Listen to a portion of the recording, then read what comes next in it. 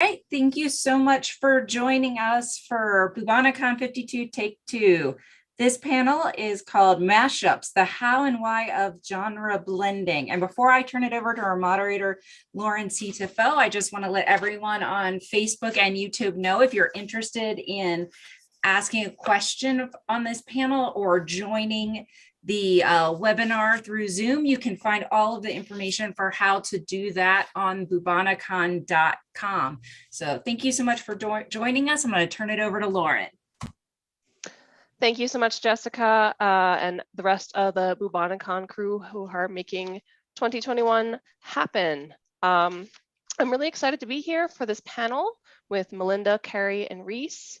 And I'm going to have everyone introduce themselves and we'll get started. So let's start with Melinda.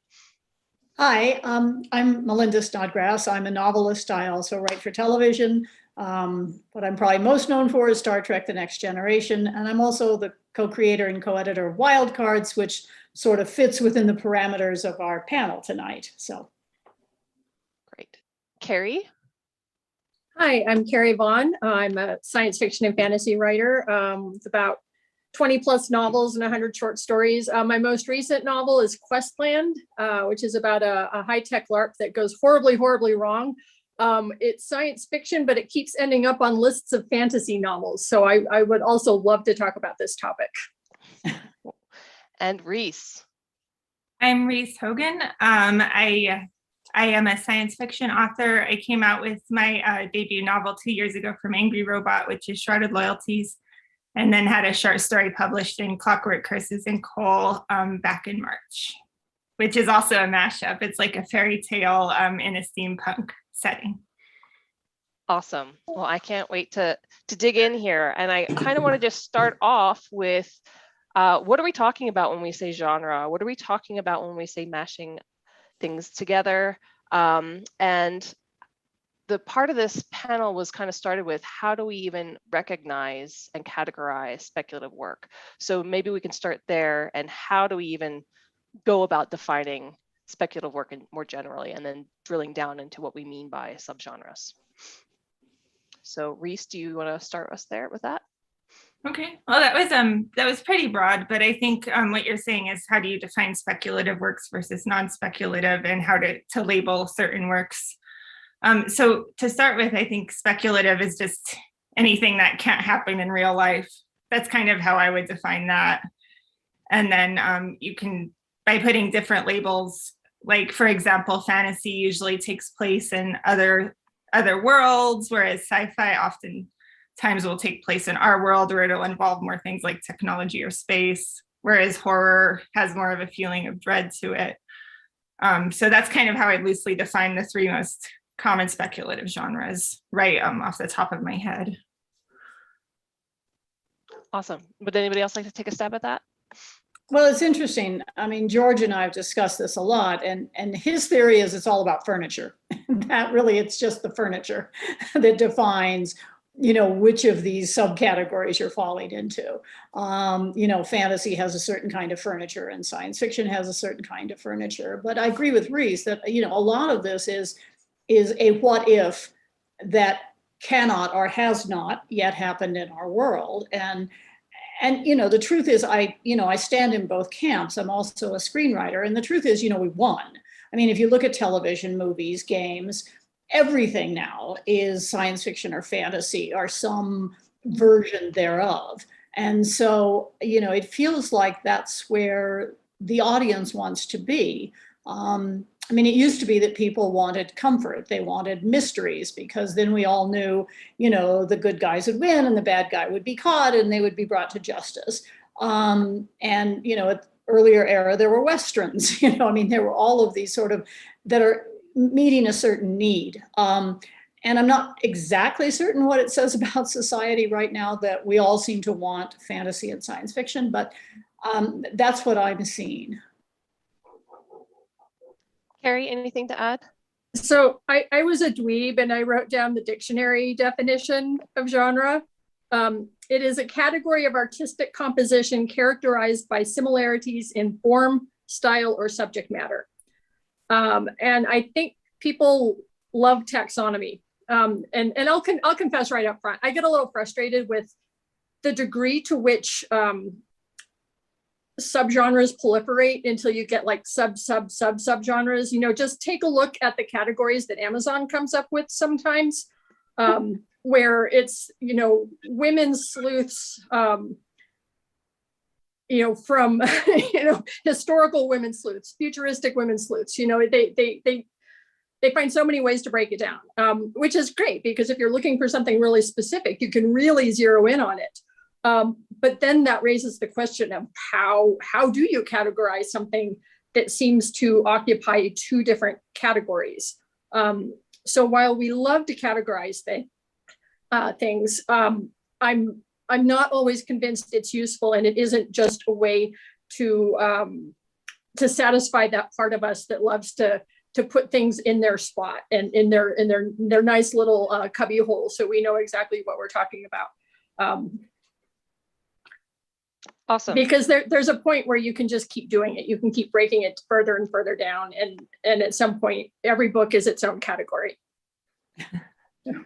So I'm hearing, you know, what Reese said is about whether it's our world or other worlds, or it can be a feeling, or it can be just the wallpaper and the furniture and what you kind of wrap your story up in.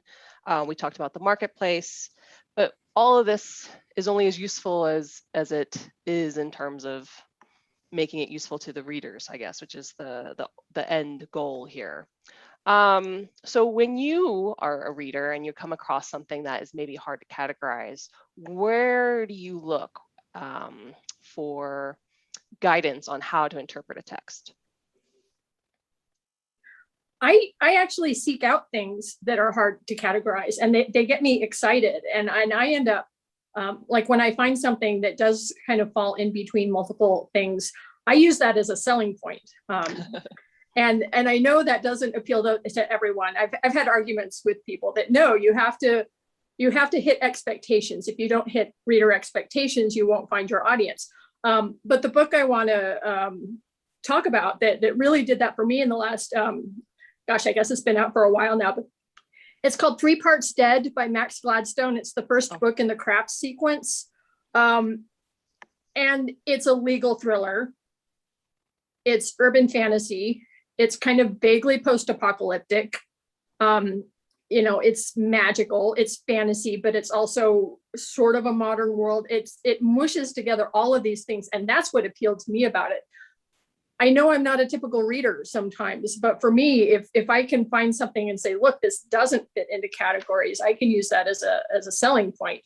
But you know, as Melinda was saying, a lot of readers look to genre for comfort. And romance is a good example of this, that romance readers want a happy ending. And if the book doesn't have a happy ending, they will be disappointed. So you can only go so far on some of those. If you want to appeal to a certain kind of readership, you do have to, you know, hit those expectations, or your book suddenly is no longer romance. Yeah, I think as a reader, sorry, Melinda. No, go ahead, please. Please go ahead.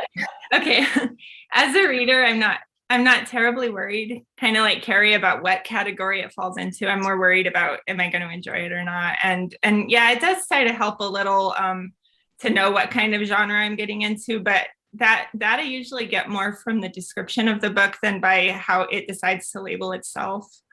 And I do think you get those really fun mashups where you get an X meets Y sort of thing, and they're two completely different things. And that's the kind of stuff you're not going to see when you don't have a really good mashup. I mean, I'm going to second the shout out to Max Gladstone. The Craft series it's amazing. And since I used to be a lawyer, I found it just an extraordinary, interesting mashup. I mean, coming at it from the Hollywood side, we're starting to do more of it. But one of the things that happens a lot, and that, you know, when I've been in meetings, is there's only so many weirds you can pile on until it topples over, and your viewer, or probably readers, they'll bounce off it. And it's a really delicate balance. And, you know, like I'm going to mention The Nevers on HBO, which I was convinced wasn't going to work. And yet it did, which, really surprised me, because we had Victoriana and we had, superheroes, and then we had aliens. Wow. Yeah, spoiler alert, guys.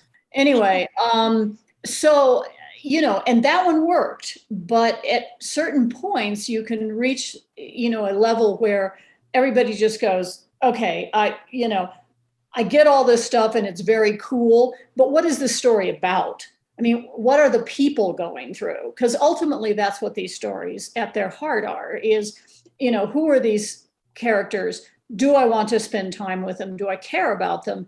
And if you lose that in an effort to be clever, then I think you're doomed. I agree with you, Linda. I think you really have to keep your eye on that central conflict as a writer, because if you start losing what the central conflict at the heart of the story is, that's when people are going to stop caring as much. So I think as long as you have one central conflict and kind of keep your eyes on that, you can kind of be more creative around that, but you can't lose that core part of it. Yeah, I think that's one of the ways that the craft sequence really succeeds, is that so much of it is in the background. So there's never really a point where you're focused on the weird, crazy stuff. It's you're following the character and you're seeing the world through that character's eyes, which is the right way to do it.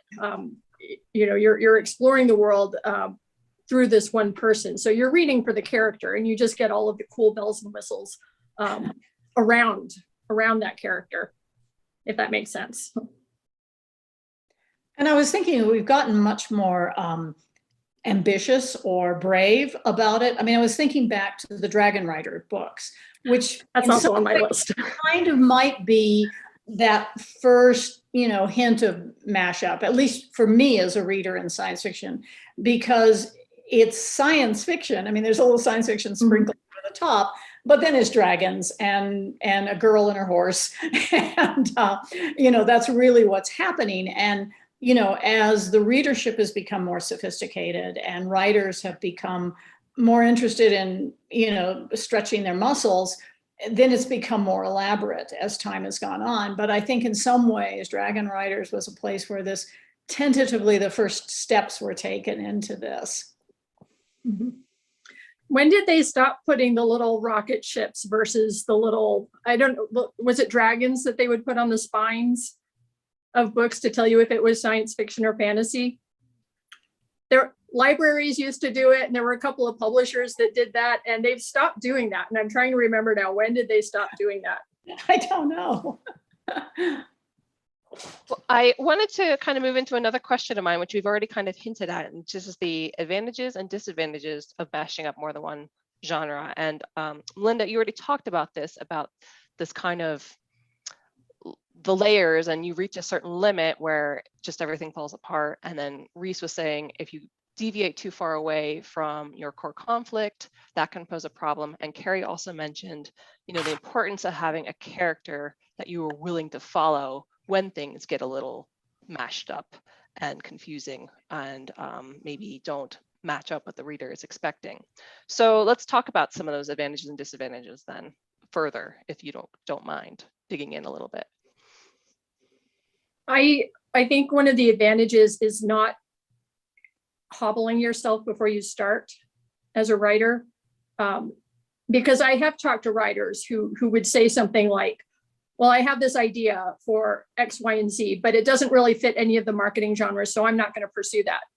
And meanwhile, I'm sitting there thinking, well, that's exactly why you should pursue it, because if it's something that people haven't seen before, and more important than that, if it's something that they believe in, that they really want to write, then they need to pursue that. And I hate hearing when, especially newer writers who really want to break in and maybe haven't broken in yet, they're so kind of focused on what's already there that they shut down their own creative process. And I think that's the big advantage of not focusing too much on those genre boundaries and those genre definitions, because you can really you can end up hurting your own creativity if you focus too much on that. I tell people, write your thing and then worry about what genre it is later, because you can always find a genre to fit it into. But if you restrict yourself before you even start, then you're cutting yourself off from your creativity.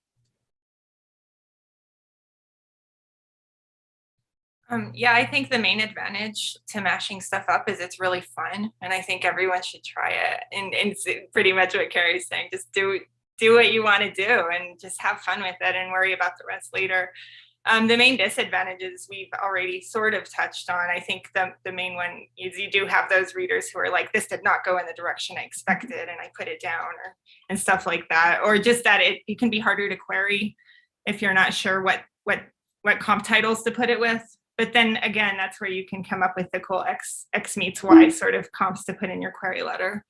So I really wouldn't worry too much about that. I think you should try it because it's fun. It brings you in interesting new directions that haven't been done yet. Well, one of the things you can do is look at what's being done in a particular market and look and see if there's an opening there or something that hasn't been covered that interests you. I'm going to briefly mention my own work. I looked at urban fantasy and I suddenly realized that I thought, well, if there really were vampires and they came out, in the 1960s and, joined the world, they would be enormously powerful. I mean, they would be, and having been an attorney before I turned to writing, I got this idea about a vampire law firm in Manhattan. Because that was one area that I hadn't seen particularly talked about in the urban fantasy realm. And I had a ton of fun doing it because I got to combine, vampires and elves and werewolves, oh my, along with lawyers. So I was sort of literalizing the metaphor. But I think you can do that a lot and, let your own, look for the story you want to tell. If you're reading books in a particular genre or subgenre, and you're thinking, well, what I'd really like to see is X, then go write X, because you probably have some fabulous thing that's really somebody else is going to spark to that as well as you. And, never be afraid to, as Carrie said, just follow what you're passionate about. I agree with all of what you're saying. Writing should be fun, in my opinion, as well. However, there are people out there who do say that you should stick it with one genre only and write it until you can no longer stand it, and then switch gears into something else. And I don't know about you guys, but my muse does not work that way. So maybe let's talk a little bit more about that school of thought and why they're wrong.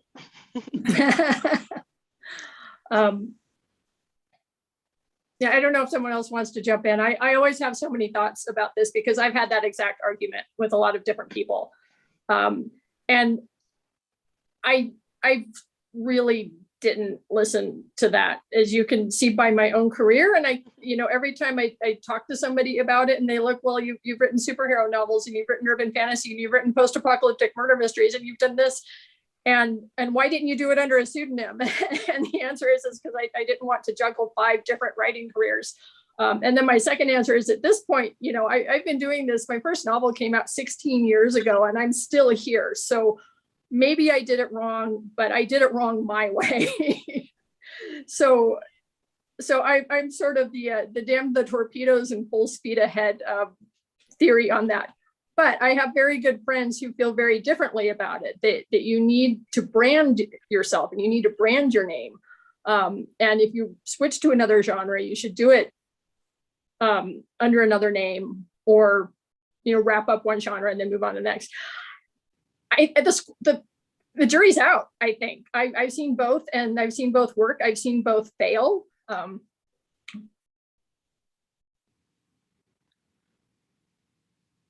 I think it comes down to people thinking that you can lose your fan base, and there's probably some validity to that, because if you get a lot of popularity with one type of novel, then those fans are more likely to follow you to the next novel if it's similar. I do think there's the risk of people getting tired of you coming out with the same kind of thing over and over again. And I'm thinking of Mary Robinette Kowal, who got really famous with those kind of Renaissance fantasy novels. And then she wanted to move to something new, but she didn't want to jump completely to a different genre. So she kind of bridged the gap by doing the World War I ghost story, because it was still historical, but it was closer to where she wanted to go with her astronaut ones. So that's how she handled it. And I remember her talking about that on Writing Excuses a while back. But, you know, I guess one way to do it is to kind of find a vein of similarity as you move forward, if that's something you're worried about. The danger, go on, Melinda. Oh, no, I was just going to say, I'm an example of the person where it didn't work. I mean, you know, Tor wanted initially for these urban fantasies of mine to be under pseudonym because I was known for doing a very different sort of fiction. And it didn't work at all. And now that I'm getting them reissued, you know, I just put my name back on them and they're selling much better because, you know, on the other hand, I do have an advantage in that, you know, I'm a television writer. And so I have a largish fan base that hopefully won't get too irritable when I go from, you know, occult thriller to vampires in a law firm. But I do know readers can get peeved, you know, they're like, well, you're a fantasy writer and I love your fantasy books. And why did you write that other thing? But I think I'm now in Carrie's camp entirely. I think you just, you know, stand on your own principles and write the stories you want to write. Yeah, I'll be really upfront. None of my other books sell as well as the Kitty books. So I'll be upfront with that. That's how I started my career, was with the Kitty books, and they sold very well. They sold very well because urban fantasy was really popular when those books came out. But something I saw, and I think one of the warnings is if you align yourself too closely with a really specific subgenre like that, and if you brand yourself really tightly to that subgenre, those subgenres don't last forever. And urban fantasy collapsed a few years ago, and the publishers stopped publishing them to the degree that they were earlier. And there's a bunch of authors who were kind of left in the lurch because they lost their outlet, and the readers kind of got tired of it. So that was always part of my thinking is, yeah, there's a really good argument to be made in terms of sales to brand yourself very tightly to one subgenre. But the flip side to that is if something happens to that subgenre, then you're kind of sunk. Yeah, because we sure don't see a lot of Westerns anymore, you know. Yeah, there's not a lot of Westerns. Not seeing a lot of Western novels getting. Yeah, and you'll hear the old timers talk about the horror crash in the late 80s and early 90s. That horror was huge. And then all of a sudden, the big publishers stopped publishing it. And what do you do? You know, what do you do if you built up your career based on that very narrow definition, and then all of a sudden it's not there anymore? Well, I think Reese's example was a really good one about how you can be strategic about doing it. It's just, you might have to write an extra project to bridge that gap, which seems like a lot of work if you're not already in that headspace. But I kind of want to move into my next question, which is tips and tricks for working in or combining multiple genres, because obviously we're all fans of the mashup. And so we had already mentioned, you know, the core conflict and an engaging character, but what else do you kind of focus on when you are deliberately, not just accidentally, deliberately combining two or more genres? Okay, well, I think just arbitrarily throwing everything into your soup is not a good approach. And if you are mixing genres, you have to know that whatever the 2 or 3 genres are that you're blending have to complement each other. I mean, they have to build on each other. You can't just sort of, you know, go, here, I'm mashing together these things. And I mean, that's a little bit of the reader expectation. You do have to satisfy that. And you can do it with multiple genres, but they need to support each other. I don't know how else to explain that. I mean, and not every one of the mashups is as important. I mean, in Hollywood, we talk about A, B, and C stories.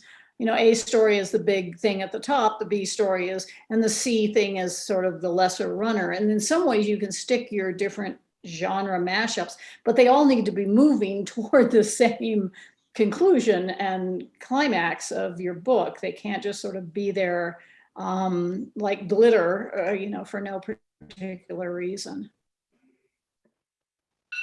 Oh, I have an alarm going.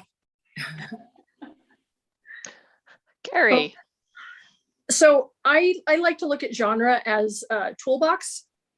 I find that instead of categories, they're tools that I can draw on, and especially structures. And I think the Marvel movies, the MCU has been really well known for doing this, that you've got a superhero movie, but you also have a political thriller in something like The Winter Soldier. You have a superhero movie that is also a heist movie with Ant-Man. So they're very successful in taking, it's a superhero movie, but it also does this other thing. And you can do that by looking at genre as structure, that it's a tool. Mysteries it's a plot structure that you can use in which the characters are looking for information. A romance is a plot structure wherein the characters have to overcome obstacles to get what they want.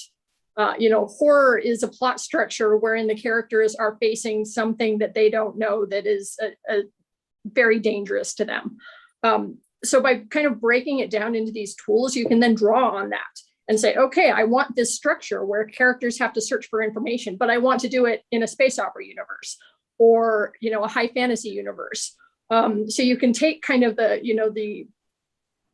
I'm going to belabor so many metaphors here, so I apologize in advance. You can take the structure of an armchair and put whatever upholstery you want on it.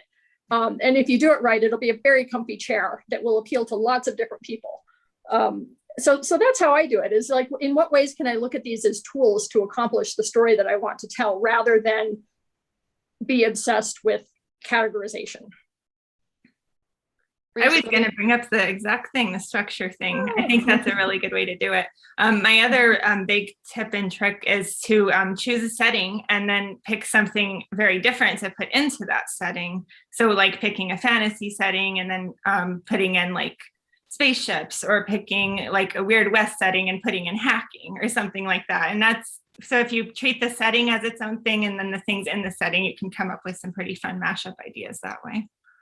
Yeah, I'm going to put a plug in for the TV series Upload that aired on Amazon Prime last year. It's a cyberpunk romantic comedy, cyberpunk thriller romantic comedy, which I've been describing it as like Snow Crash meets The Good Place, which shouldn't work. Like, I described that to you and you're like, how does that work? That does not make any sense. And yet they did such a good job on it, because it hits those exact things. It's got the rom-com structure where two people meet and they have to overcome obstacles, and the obstacles get in the way, but they really want to be together in this weird cyberpunk snow crashy thriller kind of backdrop. And it's just great. And I so admire that somebody sat there and went, yes, these two things fit together. It's a challenge. I mean, if nothing else, find the two furthest things that you can possibly think of and figure out how to make it work. That's what I always like about it too, is it does challenge you to think outside the box, or to stretch yourself in ways you wouldn't normally stretch. And that's what I think is good for any writer, to at least do it once in a while, if they don't do it all the time. We've gotten some really good examples throughout so far, but I want to just ask you guys, what are your favorite subgenres, and what and why? Like, what are the beats that you're really looking forward to, the tropes that you can watch over and over and over again? Melinda. I'm going to pass the buck. I've got to think about that. Okay. Reese. Okay, I'll go. Yeah, so I really like diesel punk and steampunk, partly I think because I'm really into like war stories, and that's a fun way to add a sci-fi twist to that. And because there's usually a lot of action in war stories, and I like a lot of action. And I'm also really into what I've been calling death punk lately, which is kind of your necromancer stories like Gideon the Ninth and like The Perfect Assassin by K.A. Dorr, and also post-apocalyptic. I'm just going to name all of my favorite stuff. I hope I left some for you guys. Well, I don't know that I have a favorite genre. I mean, if I had to pick one favorite genre, it actually isn't mashups. I love space opera, and I love when space opera can hit the things that I love about it, which is often like ships with found families, bigger, stories that are bigger than the main characters, like main characters who aren't the movers and shakers. They're just people caught up, which is why I love C.J. Hare's Merchanter series, The Expanse, Losing Master Bujold's Vorkosigan saga. So I mean, that's probably my favorite genre to read. I read a lot of that, but I also love steampunk, and I also love historical, getting the mashups that are like space opera and steampunk. You can go totally fanciful. I don't tend to like the military space opera, which is kind of a mashup in itself. You've got your kind of Horatio Hornblower in space. That's a mashup. But before I go too far down that rabbit hole, I will bring up Lois McMaster Bujold's A Civil Campaign, which she talks about this very specifically. It's her space opera setting, but it's a Regency romance. She takes all of the tropes from the Regency, and she was partly able to do that because she'd already spent, a dozen books setting up these characters. So we knew them very well. And it was time to put them in the domestic comedy. And it was great. One of my favorite series is. I think it's space opera. I've never been a big fantasy reader. I've always wanted to go out and explore strange new worlds, and not go into a might have been, never existed. But the thing I want in it is politics. Because politics underlies everything, and just looking at the military it doesn't really satisfy me. Societies run on how people make a buck, and who's in charge, and that often gets overlooked. I know this sounds weird, but economics can be fascinating. And if you don't think about those things, then I think you have a sort of shallow, unsatisfying world ultimately. So I suppose that's a mashup too. I want Alan Drury's, oh God, I've just blanked on the name of his first, Advise and Consent in space. Yeah. On that note, I'll put out a plug for Melinda's Imperials series. And I apologize, I'm going to completely space, no pun intended, I'm going to completely space out the name of the first book in your Imperial saga. The High Ground. The High Ground, thank you. It's like, I know it's something like that, but yeah, where you do exactly all of that, so. Thank you. Well, it interests me. That's the lawyer in me. What does the law look like? What does money look like? And again, another reason I wrote the vampire thing was, how do humans make a buck? Because that seems to be a standard thing that humans really want to do. They want to, find love. I will be polite, and they want to make a buck. And so, and there's a huge tradition in fantasy of musicians. Kind of if you're not into the politics and the economics. There's so many writers who have an interest in music who are able to work that into their fantasy as well. So you end up with these, urban fantasy in particular has a lot of musicians in it. Patricia McKillop, and once again, I'm going to space out the title because it's that time of the night where we don't remember anything, wrote a space opera about musicians, and musicians in space.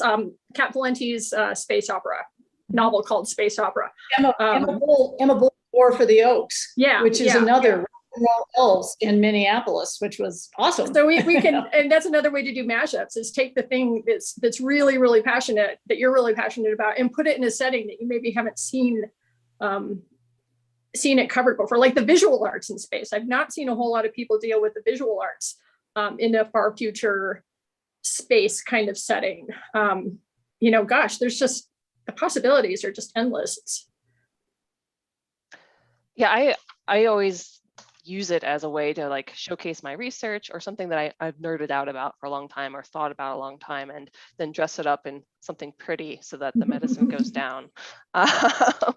So I totally appreciate hearing that I'm not the only one who views it that way, and go back to Carrie's point about how genre can be a toolbox instead of just this constraint on how you write something or how you market it or how people find you.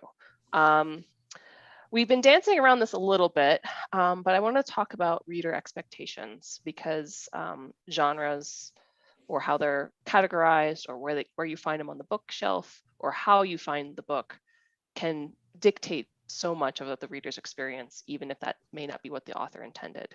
And like it or not, genres do signpost and signal certain things. So how do you approach those maybe when you're revising after you've already written your story, or when you're drafting?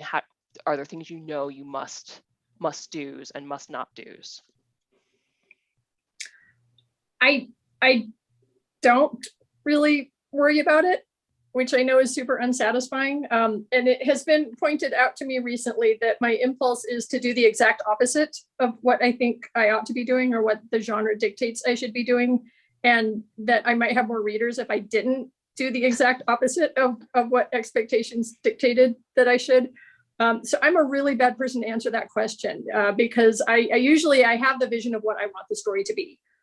And I will take like reader feedback, but on the story's own terms. I'm trying to think. My very first novel, so Cormac, the side character in the Kitty stories, has a mustache. That's just his picture in my head. He's like the Marlboro Man. He's like Sam Elliott. He's got the mustache. That's non-negotiable.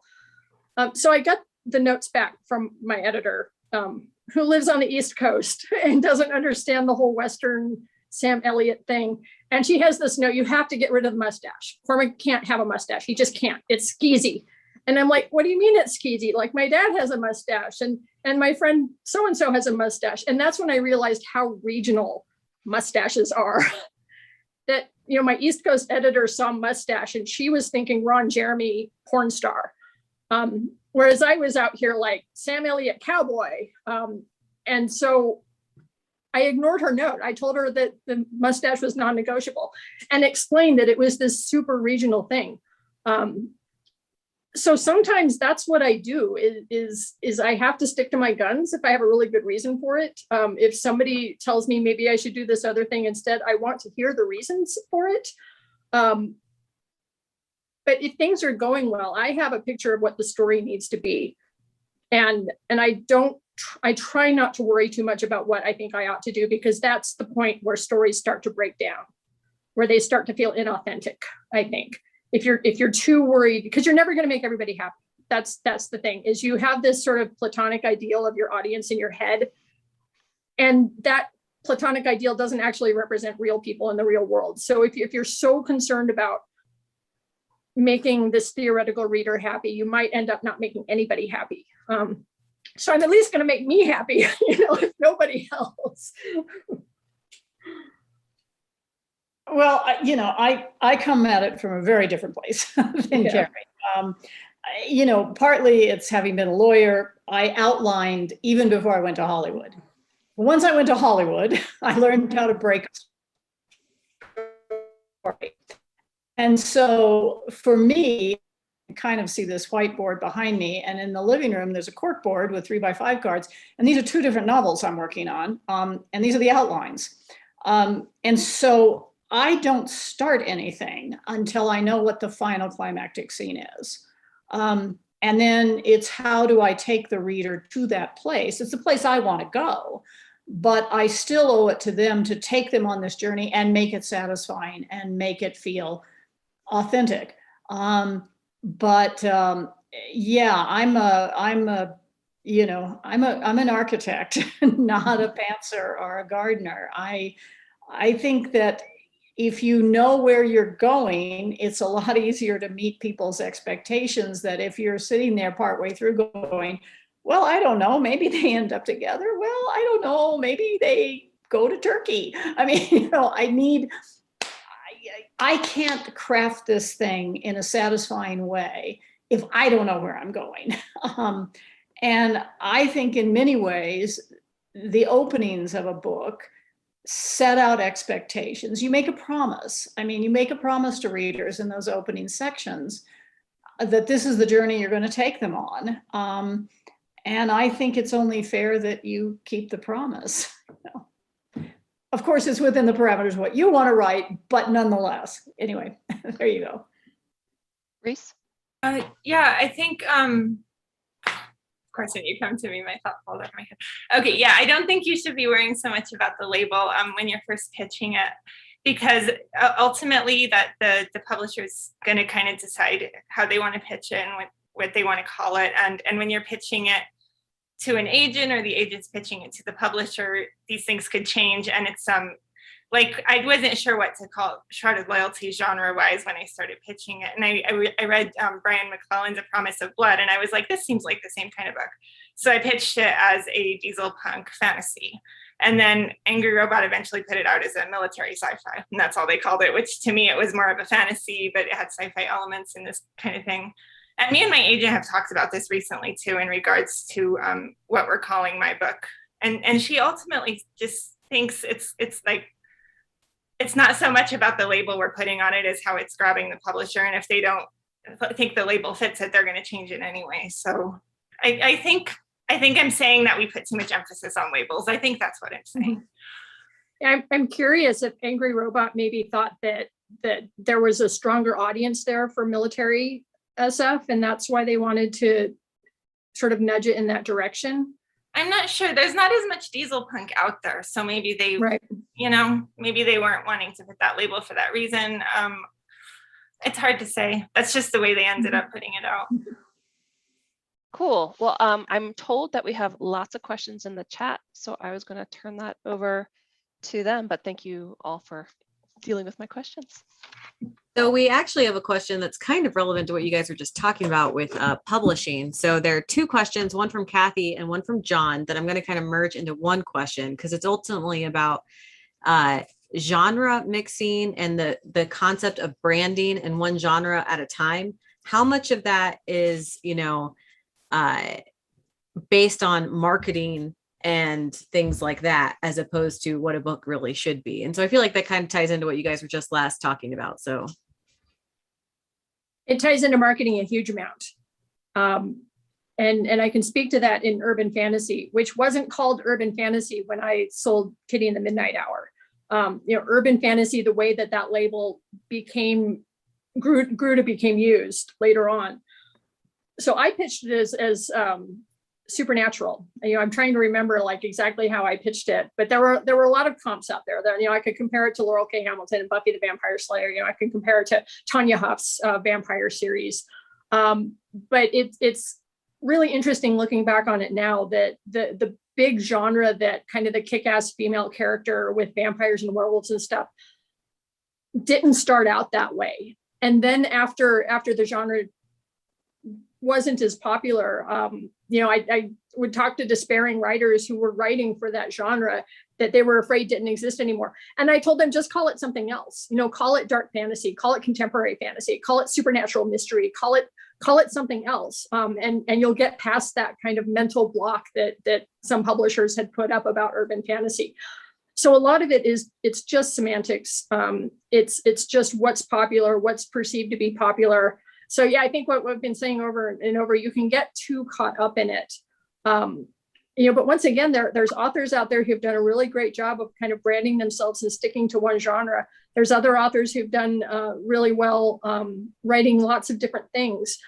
I don't have advice, because every time I sat down to plan out how I was going to do this, it never worked out the way that I thought it was going to. So I'm really bad at the whole branding thing. All I could do is just write what I wanted to write. But I think all of those ideas are legitimate, because you can see how they play out. But for every example that you can find of where it worked, there's another example of where it didn't work.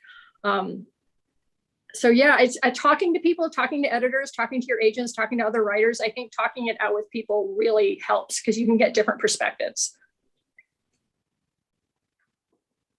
And I think that's where you can get into the danger of trying to write to a market, seeing what's popular right now and trying to write that. And I just think that's never a good idea, because the market's always changing, and it's going to change. Even if your book's finished now and you're still pitching it, it's going to change. So I wouldn't, I agree. Well, for me, I feel like New York publishing has been Hollywoodized in a significant way, which is, marketing is controlling everything. I mean, there used to be bookmen, as they were called, the Ballantines, who loved books for books. That's not the case anymore. I mean, this is a world of what, 4 major publishers that remain, and that's it. And you know, the pressure is, can I tie it in and get a Hollywood deal? And so this is a very different world than, you know, even when I broke in, and I haven't been doing it. I mean, I've been doing it a long time, but not, you know, I'm not one of the, you know, ancient guys, you know, who's been around forever. But nonetheless, I mean, I think there's been a profound change in publishing as it has been known. And, you know, I noticed there was a question about the collapse of brick and mortar bookstores and the rise of you know, You're getting online. ahead of me, publishing. Melinda, but yeah, go ahead. The question is, some genres Yeah, the question collapse. is there. And in some ways, it reminds me a lot of streaming in that you can tailor a book to a certain marketplace, and you can go find your reader, you can go find your viewer in a way that wasn't really possible when a publisher just had to print up, you know, 20,000 books and send them out to bookstores and hope for the best. It's a very different thing now. And this is what streaming has proved to us. I mean, you don't need 20 million viewers for a show to be a hit. Mad Men never had more than 1 million viewers at any given time. Usually they got around 800,000 eyes on an episode. And yet it was critically acclaimed, and it was, you know, did fine. So, you know, we are in a very strange place right now. And I think all you can do is write what you love, and then find the path that works best for you, whether it's, you know, going digital, going through traditional publishing. There are options, and you need to explore them. But before you do any of that, you need to write your book. Yeah. So Yeah, if you're interested in what people are doing with branding now, because Melinda's right, like the ebook revolution is very much like the streaming revolution in Hollywood. It's changed everything, and to the point where it's almost like we're speaking different languages. You know, when I end up on panels and things with indie and ebook authors and things like that, you know, we're moving in very different worlds. But I'm constantly fascinated by the branding that goes on in ebook publishing. You know, indie authors who are publishing series on ebooks.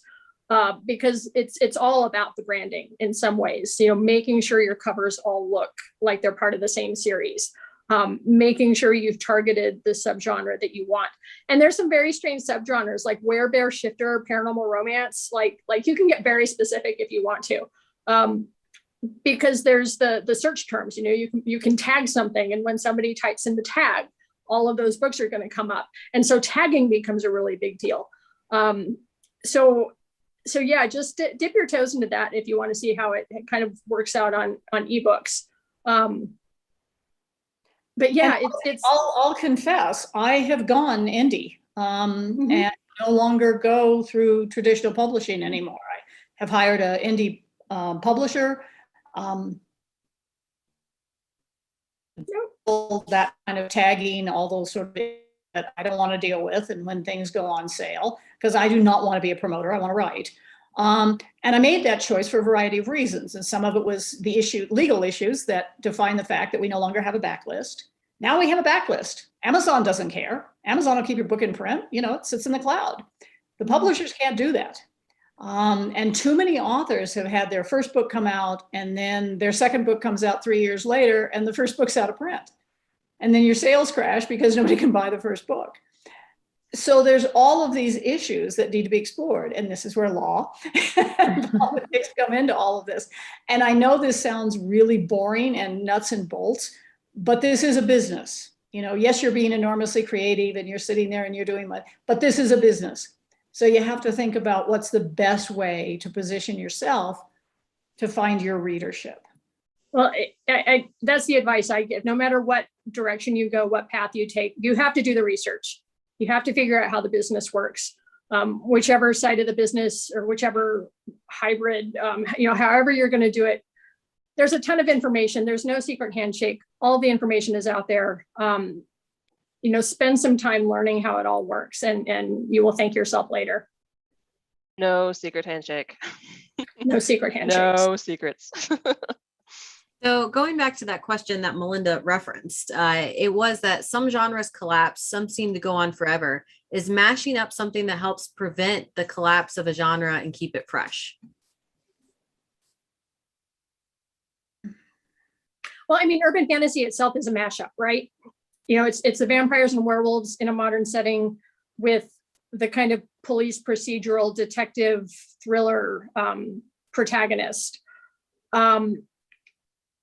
Nobody can predict these things. Like, I feel like if we could all predict it, we'd all be a lot richer in this. My favorite description of publishing is, so when Harry Potter got really, really popular, everybody was looking for the next Harry Potter. All the publishers wanted to publish the next Harry Potter. Well, it turns out the next Harry Potter was Twilight. Nobody saw that coming. So everybody wanted to publish the next Twilight, and the kind of YA vampire romance flooded the shelves. It turns out the next Twilight was the Hunger Games. Nobody saw that coming, you know. And I love that description. I love that progression, because it's just demonstrates like how reactive the market is rather than proactive. You know, and it turns out each of those books, like Harry Potter, Twilight, and Hunger Games, were all very representative of their zeitgeist. I think they hit a moment, they hit a cultural moment where the audiences were just hungry for that kind of thing for whatever reason. And there's so much chance involved. So in one sense, we're all just kind of throwing stuff against the wall to see what sticks, but that it sort of behooves you to throw stuff against the wall that maybe you wouldn't expect. You know, don't be the next Harry Potter, you know, be you, be the next you. Well, back to the Hollywoodization of publishing, that we have a saying in the business, which everybody wants to be the first to be second.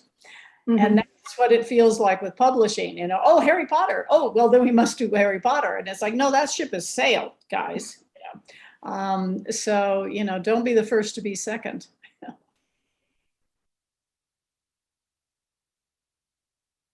Okay, well, we have about 5 minutes left, so we probably have time for one more question. Gosh, we have like 3, so I have to pick one. This is from Shannon. Has the massive collapse of so many brick and mortar bookstores with all their organization and genre categorizing allowed for the liberation and proliferation of genre mashing?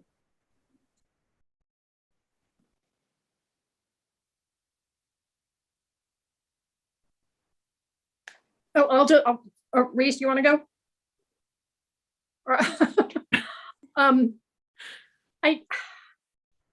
That is a really big question to unpack, because the collapse of the brick and mortar bookstore has been happening for 30 years, and it's been happening in different phases. You know, there was the collapse of the indie store when the chain stores rose up, but then the chain stores collapsed. And there's very good argument to be made. There's a lot of evidence that the indie bookstore is coming back to fill in the vacuum left by Borders and the collapse of the chain stores. So this stuff is cyclical. Bookstore. I used to work in a bookstore right out of college, and yeah, bookstore categorization is such a huge topic. You know, my books ended up in romance sometimes, and I get readers who were really offended when they found my books in science fiction because they thought that they should be in romance or vice versa. There are some levels at which some of this is so subjective. I think it's not the retailing, it's not the bookstores so much as it is that word of mouth promotion has been changed by the internet, just in general. You know, word of mouth has always been a really huge impulse in book selling.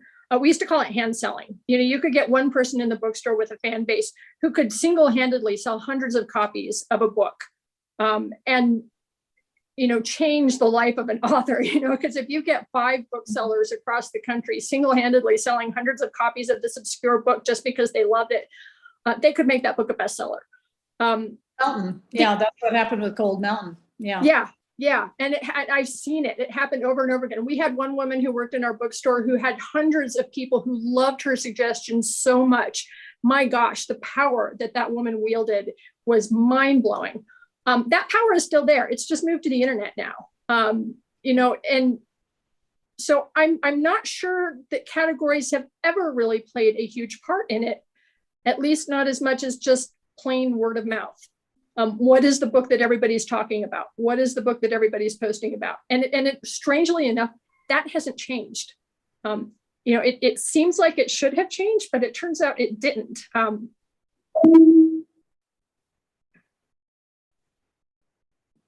feel like I've been talking the entire time, so I need to let somebody else. Yeah, I think the mashups have always been there. That like you said, the categories in brick and mortar stores are just so broad. It's usually just sci-fi and fantasy is one category, and then horror is one category, and then fiction is one category. So the mashups have always been there, but I'd say they're probably harder to weed out and find. But now it's actually easier to find maybe the specific combination that you really like, because you can just go type it into Amazon and see what comes up. That's a great point. Yes, exactly. I'm thinking of like Michael Moorcock in terms of the mashups have always been there, right? Okay. Thank you so much to all of our panelists. This was a great discussion. And before we go, since this is the last live panel of the evening, I just want to remind everyone that we have some stuff going on. Like, you can go to the Discord if you want to chat with some other fans. You can also go to the Bubonicon website, where we have information for how to join the Zoom panels. And also, if you're interested in purchasing a t-shirt, which has art from this year's Artist Guest of Honor, Chaz Kemp, you can do that on the bubonicon.com website. So thank you so much to everyone. Thank Thank you. Thank you, everybody. Thank you. Thank you, Lauren, for moderating this so beautifully. Thank you very much. Thanks.